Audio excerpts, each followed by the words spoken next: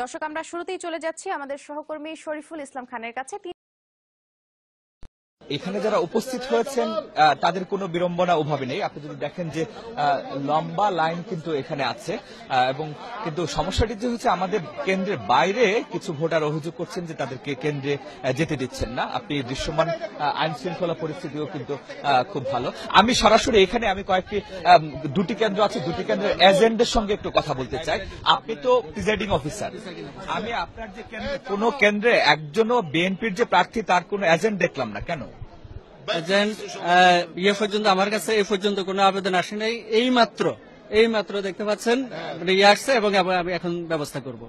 আমরা সকাল পর্যন্ত কোনো আবেদন আসে নাই, না জানাইও নাই। আচ্ছা, আপনি এখানে কি মানে বিএনপি? আমি বিএনপির প্রধান সময় এখন পর্যন্ত উনি আমার বাধা দিতেছে, উনি আমার এজেন্টে সরাই দিতে। এই এনামূলক উনি ইনচার্জ এখানে, উনি আমার এজেন্টের নিয়ে আসছি, উনি আবার বের করে দিছে। এখন আমি নিয়ে আসলাম, আমি শহর থেকে খবর পেয়ে আসছি, উনি আমার এজেন্টের বের করে। উনি যে অভিযোগ করছেন সেই অভিযোগ কি সত্য? সত্য না, এই মাত্র এজেন্ট নিয়ে আসছেন। আমি বলছি যে এজেন্ট এখন নিয়োগ হয় নাই, এই জন্য বলছি যে আপনি প্রিজাইডিং অফিসারের সাথে কথা বলবেন, প্রিজাইডিং অফিসারের সাথে কথা বলেন। আমার সব এজেন্ট গুলো আমি এখন নিয়ে আসছি, উনি বের করে দিচ্ছে। না কেন আমি একা যাবো? আমার এজেন্টের নিয়ে আমি ঢুকছি, আপনি বের করে দিলেন কেন? আমি আপনার বিরুদ্ধে এখন লিখিত অ্যাকশন নিবো। আমি এখানে নির্বাচন কমিশনের জানাচ্ছি। আপনি তো এখানকার প্রিজাইডিং অফিসার, আপনি কি তাদের এই যে মানে অবস্থান, এই যে অভিযোগ করছে, এই অভিযোগের কোন রকম ব্যবস্থা নিচ্ছেন? ব্যবস্থা বলতে অভিযোগটা আমার কাছে এখনো আসে নাই। মাত্র আমাকে বিয়ে করলো, আমি প্রথমে ওদের এজেন্টকে আমি ব্যবস্থা করতেছি, এরপরে আমি ব্যবস্থা নিচ্ছি। কি ধরনের ব্যবস্থা নিচ্ছে তাদের এই অভিযোগ?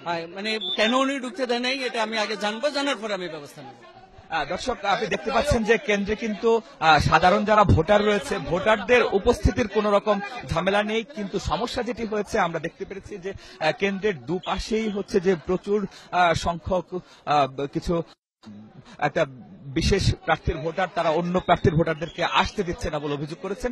যদিও আইন শৃঙ্খলা পরিস্থিতি কিংবা সার্বিক পরিস্থিতি, দৃশ্যমান অবস্থাটা দেখে আপনার তেমন খুব একটা কিছু মনে হবে বলে সেটা মনে হচ্ছে না।